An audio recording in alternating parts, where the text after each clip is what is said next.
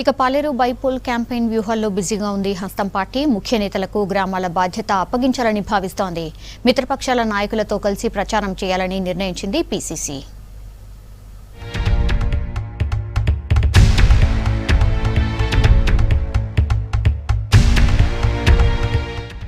ఖమ్మం జిల్లా పాలేరు ఉప ఎన్నిక ప్రచారానికి యాక్షన్ ప్లాన్ రెడీ చేసింది కాంగ్రెస్. సిట్టింగ్ సీటు దక్కించుకునేందుకు అన్ని ప్రయత్నాలు చేస్తోంది. నామినేషన్లు ముగియడంతో పార్టీ నేతలను ఫీల్డ్ లోకి దించేందుకు ఏర్పాట్లు చేస్తోంది. అధికార పార్టీకి పోటీగా గ్రామాలను చుట్టేసేందుకు సిద్ధమవుతోంది.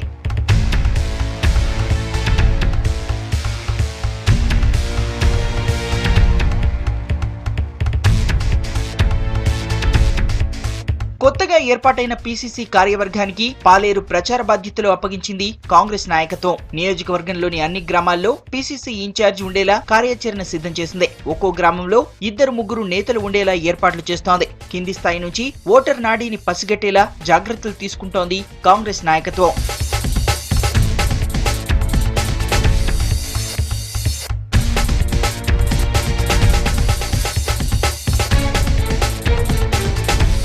ఏఐసీసీ నేతలను కూడా ప్రచారానికి రప్పించేలా ప్లాన్ చేస్తోంది పీసీసీ.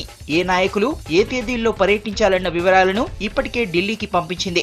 ఎన్నికల ఖర్చు బాధ్యతను కొందరు ముఖ్య నేతలకు అప్పగించినట్టు తెలుస్తోంది. కాంగ్రెస్ ప్రచారం పోస్టర్లో కాంగ్రెస్ నేతల ఫోటోలతో పాటు టీడీపీ అధినేత చంద్రబాబు, ఎన్టీఆర్, నామా నాగేశ్వరరావు, వైసీపీ అధినేత జగన్, వైఎస్ రాజశేఖర రెడ్డి, ఎంపీ పొంగులేటి సుధాకర్ రెడ్డి ఫోటోలను ముద్రించారు.